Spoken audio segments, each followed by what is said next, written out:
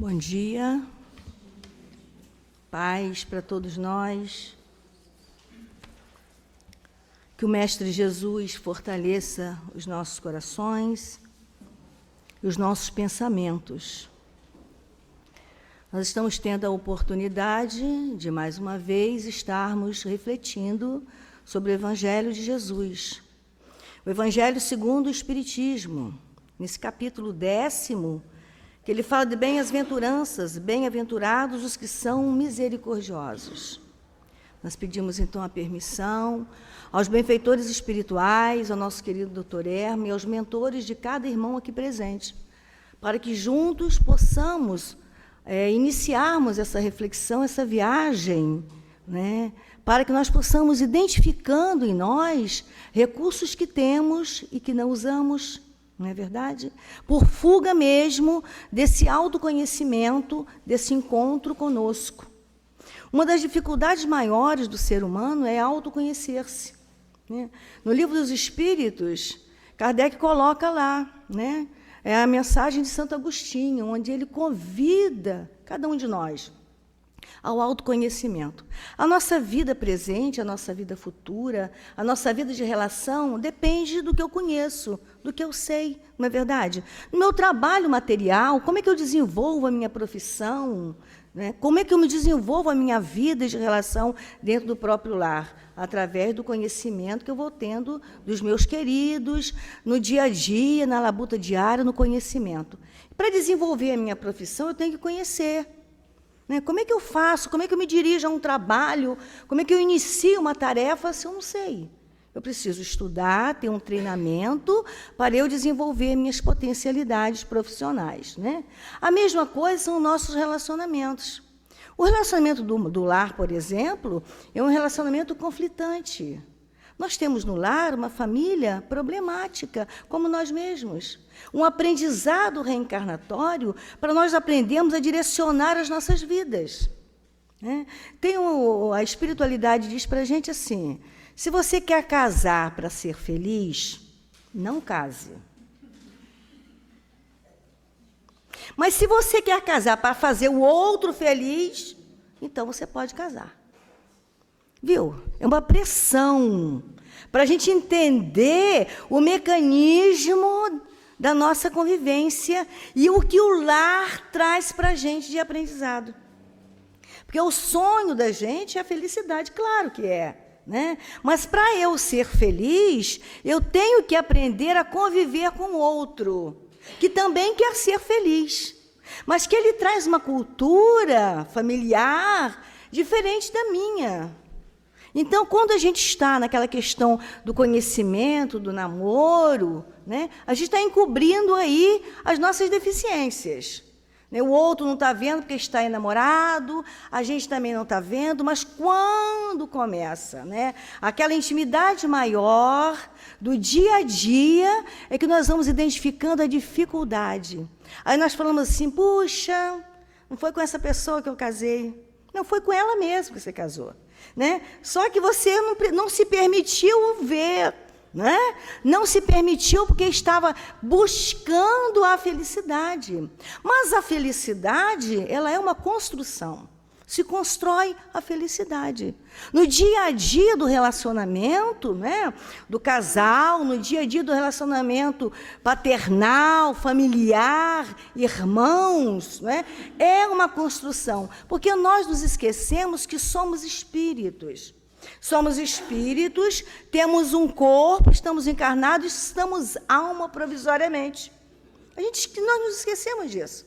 Então, nós vamos no investimento total no mundo perecível. E nesse mundo perecível, nós temos uma insaciedade que é a busca da felicidade. Mas se a felicidade é uma construção, e se a felicidade sou eu que preciso direcioná-la para conquistá-la, não está na mão do outro. Nós colocamos na mão do outro a felicidade. Aí, hoje, meu filho não me deu bom dia. Hoje é meu aniversário e meu filho nem me ligou. Ninguém me deu um presente, né? Ai, meu marido saiu, não me deu um beijinho, um selinho, nem um selinho ele me deu. Ah, mas ela saiu zangada, nem falou comigo. Nós começamos esses melindres pequeninos e vamos nos distanciando desse relacionamento, né, profundo e importante que é o convívio, que é o conúbio afetivo, que é a ligação uns com os outros. Então, nesse movimento familiar, nessa conquista que a gente ainda não fez, a gente quer logo colher os frutos que não houve um plantio. Não houve um plantio. Então, no dia a dia de nossas almas, de nossa experiência na Terra, nós precisamos plantar, semear para essa colheita que é obrigatória. Eu preciso plantar e semear primeiro no meu terreno, né? Para com os meus recursos eu estar em contato com as outras pessoas. Aí eu vou oferecer o que eu tenho de melhor com o meu relacionamento. Se não for dessa maneira, a gente vai ficando, né, nessa infelicidade. E nessa infelicidade, nós vamos buscando recursos alheios. Mas o recurso está em mim. Todo o potencial que eu preciso está comigo, né? Todos esses recursos necessários eu tenho abundantemente. Mas eu não quero olhar para mim. Porque se eu for olhar para mim, eu vou deparar primeiro com essa barreira do preconceito. A barreira do homem orgulhoso. A barreira do homem ocioso, preguiçoso e maledicente. Então, como é que eu consigo lidar com isso? Né? Se eu não dou para a pessoa o que eu tenho de melhor, o meu lado compreensivo e conquistando a cada momento, momentos melhores, o que eu vou fazer? O outro não vai compreender. Principalmente se aquele que está diretamente comigo é uma pessoa completamente ao contrário daquilo que eu entendo. Eu não sei recuar para ouvi-lo, que eu estou falando outro, seja ele quem for, né? E ele também não consegue recuar para me ouvir. Quero impor as minhas ideias. Aí há o conflito com os irmãos, com os pais, com os vizinhos, no ambiente de trabalho, conflito com o marido, com a esposa. Aí nós falamos assim, eu não sei o que eu tenho, ninguém me entende. Mas se você mesmo não se entende, o outro não vai te entender. Porque o outro também está em busca de recursos para que seja entendido. Então, quando nós chegamos na casa espírita, normalmente se vem pela pressão da dor, não é verdade? Como a gente colocou semana passada, a gente recebe logo a entrada e nas paredes fluídicas o espelho moral, que fala assim, olha só, olha aqui, esse que você está vendo, cheio de deformidades, é você mesma. Então, nós precisamos começar esse tratamento. Aí é que é a dificuldade. Mas eu vim aqui, porque eu sou um coitadinho ou coitadinha, porque ninguém me entende, porque ninguém me chama de meu amor, porque ninguém me dá carinho, porque na minha família ninguém faz nada. E a doutrina mostra claramente, fala assim, olha, existe o plantio e a colheita. Se esta é a sua colheita, está direcionado ao seu plantio. Então vamos modificar, vamos revolver a terra, vamos arar, né? Vamos fazer esse plantio, vamos escolher essa semente. Então nós vamos fazer essa viagem agora nas bem-aventuranças, bem-aventurados os que são misericordiosos, no capítulo 10º. Primeiro que Mateus fala assim, bem-aventurados os que são misericordiosos, porque obterão misericórdia. A misericórdia, né, trocando numa linguagem bem fácil, é diminuir a intensidade de. Então eu vou diminuir a intensidade da cobrança, para que diminuam a intensidade de me cobrarem também. Porque nós somos peremptórios nas cobranças, não é assim? Aquilo é assim, tem que ser dessa maneira, é assim que eu quero, não tem essa autoridade aí de general, né? Esse comando, né? Esse TOD, né? Esse transtorno opositor e desafiador que a gente usa a todo momento, né? Então, a gente usa isso. Na intensidade da cobrança, vai ser a intensidade do retorno para mim. Então, a misericórdia é isso, né? Diminuir a intensidade de. Nesse diminuir, eu vou olhar para mim e vou falar assim, nossa, o que eu posso fazer para minimizar a minha própria dor? Eu vou olhar os meus defeitos e vou ficar quietinha, cuidando deles, para que o outro também cuide dos seus defeitos. E ao nos encontrarmos, estamos mais serenos e mais tranquilos nos nossos relacionamentos. Ele ainda diz assim, se perdoardes aos homens as faltas que fazem contra vós, vosso Pai Celeste também perdoará os vossos pecados. É proporcional, né? Mas se não perdoardes aos homens quando vos ofendem, vosso Pai também não perdoará os vossos pecados. Porque a lei é clara, a cada um segundo as suas obras. Tem a oração do Pai Nosso, né? Que o Pai fala, perdoai os nossos pecados, né? Assim como nós perdoamos,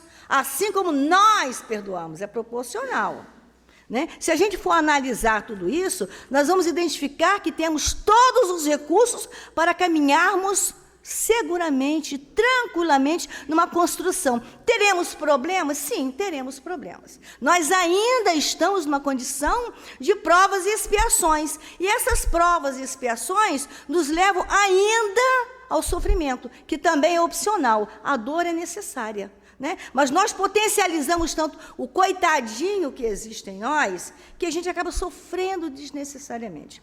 Na sequência do capítulo, ele pede assim, reconciliar-se com seus adversários, enquanto estais a caminho com ele. Mas a primeira reconciliação é conosco.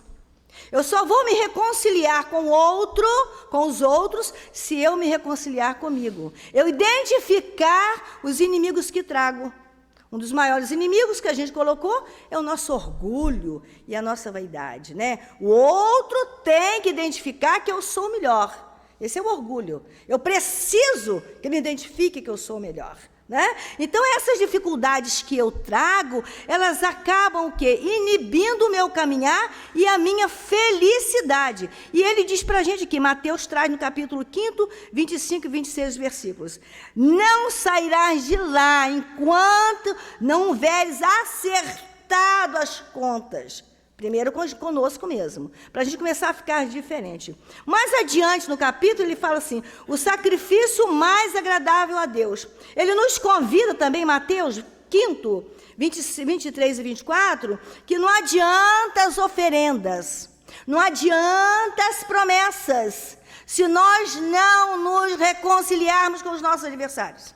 Primeiro, dar conta da gente e oferecer, né, recursos melhores na convivência com o outro, deixar o outro dar conta dele, eu preciso dar conta de mim. Então ele fala assim, por que é um sacrifício agradável a Deus? Porque é um sacrifício para a gente perdoar, é um sacrifício para a gente ter paciência, é um sacrifício para a gente dar oportunidade ao outro. Tudo é sacrificial ainda para nós. Então, essa dor que nós trazemos e essas enfermidades que nós trazemos são próprias da nossa construção. Seguindo, ele fala assim, o argueiro e a trave no olho. A gente vê o cisco, a pontinha de erro do outro, mas essa trave que está aqui a gente não consegue identificar nem enxergar. É próprio nosso também. Na construção ainda do capítulo, ele fala do perdão das ofensas. Uma dificuldade que nós temos ainda de estarmos enfrentando-nos e enfrentando as dificuldades que se apresentam. E fala ainda da indulgência, que a gente conversou semana passada, reconhecer o estágio evolutivo do outro, não é? E ir assim nos pacificando nos nossos relacionamentos. No trabalho desta manhã, ele fala assim, é uma mensagem de São Luís, um texto de 1860. Ele fala para a gente assim, é permitido repreender os outros, observar as imperfeições dos outros, divulgar o mal dos outros. É permitido isso? A lei de amor, a lei perfeita, a lei de Deus, permite que façamos isso? Nós temos autoridade nessa construção? Então, nós temos que trazer essa reflexão para a gente. E São Luís fala assim, ninguém sendo perfeito, segue-se que ninguém tem o direito de repreender seu semelhante? Certamente não, porque cada um de vós deve trabalhar visando o progresso de todos, sobretudo daqueles que estão sob a vossa dependência. E essa é mais uma razão para fazerdes com moderação com um fim útil, e não como se faz na maioria das vezes, pelo prazer de denegrir. Neste último caso, a censura é uma maldade. No primeiro, é um dever que a caridade manda que se cumpra com todos os cuidados possíveis. E ainda mais, a censura que se faz a outra pessoa deve ser endereçada ao mesmo tempo a nós mesmos para vermos se não a merecemos. Todas as vezes que nós formos lançar um olhar, um olhar maldoso, não é? Para o outro, vamos primeiro olhar para nós, o que a gente tem colocando desde o início do capítulo. Será que eu tenho essa autoridade de lançar, de falar, de denegrir? Não está na lei de amor denegrir a imagem de quem quer que seja. A lei de amor pede o quê? Misericórdia, perdão e oportunidade, não é verdade? Então, se nós, olhando para nós, identificando naquela faixa de crítica, que não nos cabe, que nós não temos autoridade, não temos que lançar mão disso, Então, sempre que a gente olhar primeiro para nós vamos ter a cautela, o critério, nós vamos ficar inibidos de estarmos falando da vida alheia. São Luís continua, é repreensível observar as imperfeições dos outros, quando desse fato não resulta nenhum proveito para eles, ainda que tais imperfeições não sejam divulgadas. Então ele fala assim, tudo depende da intenção. Com que intenção? Qual a intenção de expor um erro alheio? Qual é a intenção? Ele fala assim, certamente que não é proibido ver o mal quando o mal existe. Seria mesmo inconveniente ver por toda parte apenas o bem. Essa ilusão causaria danos ao progresso. O erro consiste em fazer essa observação em detrimento do próximo, desacreditando-o perante a opinião pública sem necessidade. Seria ainda repreensível fazê-lo apenas para satisfazer a si mesmo, com o sentimento de malevolência e de alegria, por encontrar os outros cometendo faltas. É totalmente o contrário quando, lançando um véu sobre o mal e assim ocultando-o do público, limitando-nos a observá-lo para tirar do fato um proveito pessoal, isto é, para estudá-lo e evitar fazer o que condenamos nos outros.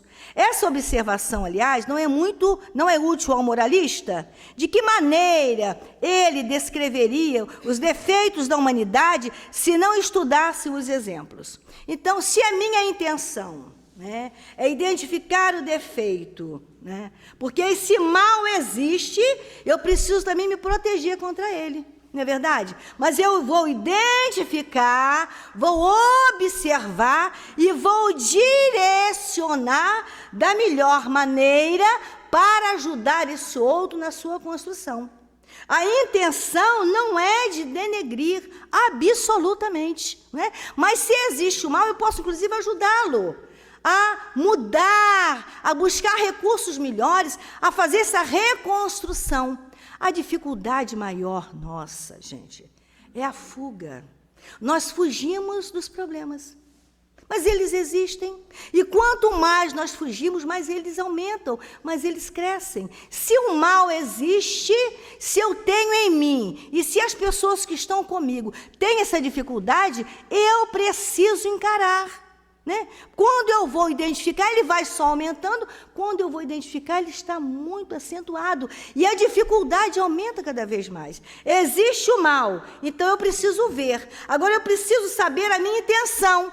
Meus olhos precisam estarem bons.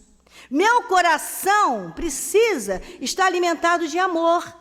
Para que a minha visão e o meu sentimento e o meu direcionamento a respeito do caso seja como? Por misericórdia né, dando essa oportunidade, construindo, né, de mãos dadas com esse outro, um novo porvir, uma nova história, um novo caminho, novas oportunidades. Agora, eu fugir, às vezes a gente tem no lar mesmo, um filho, por exemplo, que é uma coisa que mexe com a gente, um filho com um defeito moral gravíssimo, e que a gente vai deixando. Não, porque é meu filho, mas está crescendo esse mal. E esse mal vai vir. Não existe nada entre o céu e a terra que não venha a ser lume, né? É uma afirmativa da espiritualidade. Se tudo vem ser claro, que nós possamos agora minimizar tudo isso para que essa dor seja mais suave, não é verdade? Se a coisa está intensa, né, nos bastidores, ela vai um dia vir. Não tem como fugir da realidade, porque o Pai, a lei é muito clara, quer que tudo seja esclarecido. E nós vamos acompanhando isso no nosso cotidiano, na nossa vida de relação e no nosso movimento. Por exemplo, no nosso país, nos países do mundo, as coisas vão acontecendo, vão sendo esclarecidas. Por quê? Porque está na lei. Na lei de amor, né? Então, aquelas situações que a gente escondeu, às vezes um problema familiar, segredos, entre aspas, que não existe, né? É uma coisa provisória, porque a lei coloca tudo em pauta, não tem como fugir.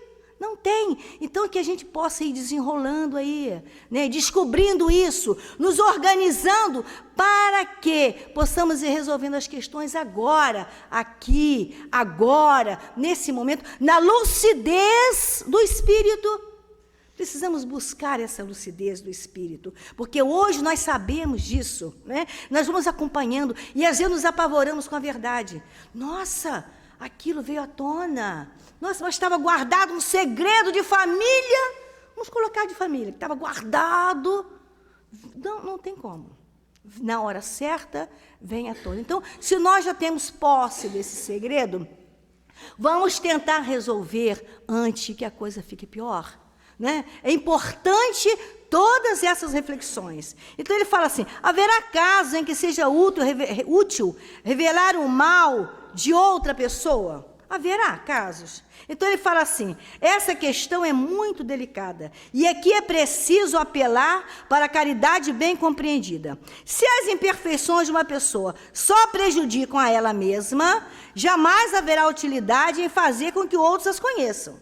Mas, se elas podem prejudicar a outras pessoas, é preferível o interesse de um grande número de pessoas ao interesse de apenas uma. Segundo as circunstâncias, desmascarar a hipocrisia e a mentira pode ser um dever, porquanto é preferível que um homem caia a que vários sejam enganados e se tornem suas vítimas. Em semelhantes casos, é preciso avaliar as vantagens e os inconvenientes. Se aquela situação for prejudicar apenas aquela pessoa, vamos deixar para lá, né? Ela é a única prejudicada. Mas se envolve outras questões e outras pessoas, é um dever. Olha só, é uma grande responsabilidade, né? Para nós. E uma grande autoridade que precisamos ter para estarmos dando sequência a essas informações que São Luís traz para a gente. Né? A questão da análise dos fatos, de trazer para a nossa consciência, de identificar, né, avaliar cautelosamente à luz da doutrina espírita, à luz do Evangelho de Jesus, antes mesmo, né, de estarmos identificando, buscarmos os recursos da prece, para nos fortalecermos e errarmos menos. A cada dia, meus amores, nós que já começamos a entender a lei de amor, precisamos analisar todos os fatos e errarmos menos, e estarmos mais em contato com Jesus, com esse amor imenso. Nós lembramos aqui de colocar ainda, fechando que o tempo passa muito rápido, né? A questão da mulher adúltera, por exemplo, que ainda, né, é uma confusão que nós fazemos, né, quando ela foi pega lá, a dificuldade, e que as pessoas quiseram apedrejá-la, era da lei antiga, e que Jesus chega com toda a autoridade moral e fala assim, né, aquele que estiver sem pecado, atire a primeira pedra.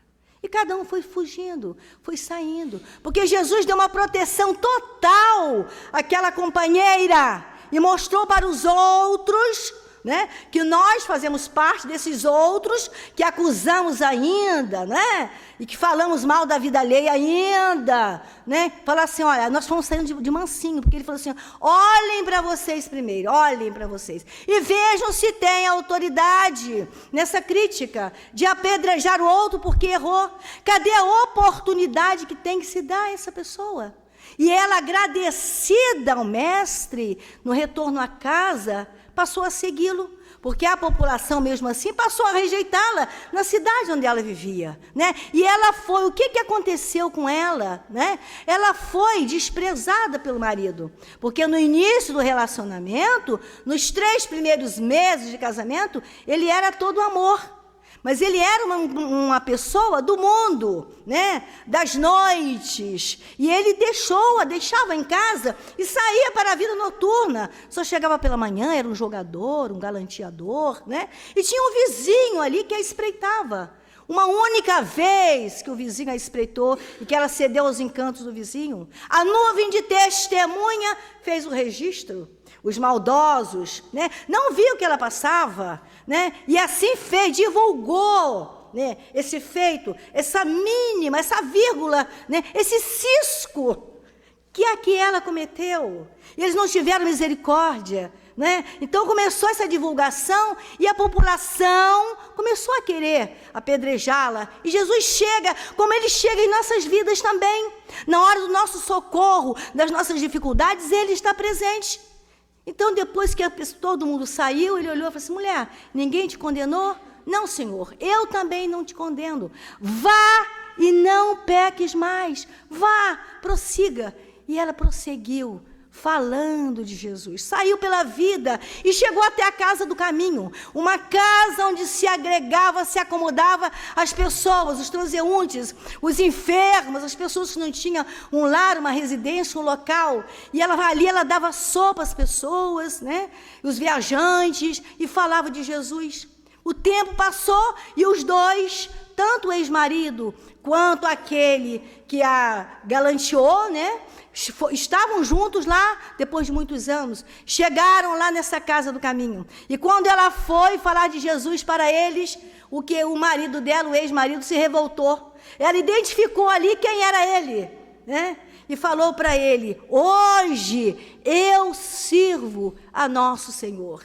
E ele não entendendo, mas ela reconhecendo, e depois veio o vizinho também, já velho, doente, acabado, ela que os acalentou, que falou de Jesus para ele, né? E refez a trajetória dela por uma única vírgula, um erro que não fora entendido e compreendido pela população, todos envolvidos ainda, né? Mas que na hora de julgar não tiveram misericórdia, não diminuíram a intensidade e se acharam aqueles poderosos para julgar um erro, né? Uma dificuldade cometida. Nós aqui hoje, né? Qual é o nosso adultério? Porque o adultério não é adulterar um relacionamento conjugal, é tudo que se faz contra a lei. Os pensamentos, as ações, as ideias, tudo que se faz contra a lei é adultério contra essa lei de amor, né? Então nós ainda adulteramos, e muito, né? Porque a gente pensa, a gente julga, a gente faz errado, nós fazemos ainda. Então esse espelho que a gente recebe moral da casa espírita é esse autoenfrentamento e agradecer a Deus. Senhor, eu quero melhorar, eu quero modificar as minhas ideias, meus pensamentos e as minhas escolhas. Assim como todos aqueles que te seguem, mas de cabeça erguida, numa construção moral, sem me envergonhar de nada, porque ninguém pode atirar a primeira pedra. Não podemos, embora ainda façamos, né? Então, nesta hora, lembrando também de Maria de Magdala, lembrando de Zaqueu, né? Que era lá vilipendiado como cobrador de impostos, mas ele estava legal diante da lei dos homens. Ele cobrava sim, mas havia licitação, e ele ganhou a licitação. Ele estava desenvolvendo o trabalho dele, normalmente, e ele, já temente ao Pai, ajudava as pessoas. Se vocês não conhecem a história de Zaqueu, procure estudar e ler, que é linda, linda, para que a gente possa compreender os grandes, né? Aqueles que verdadeiramente se colocam na posição de seguir o mestre com coragem e com autoridade. Nesta frequência de reflexão, neste momento de entendimento, vamos cada um de nós trazer para a nossa frequência agora mental a figura de Jesus. Estamos identificando Ele conosco, nos convidando: vinde a mim, todos vós, cansados, fatigados, que eu vos aliviarei.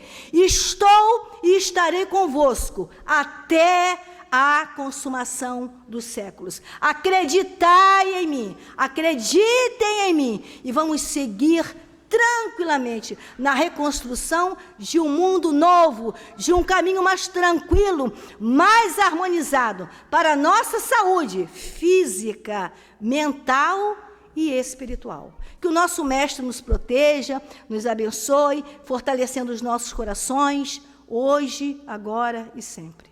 Que assim seja.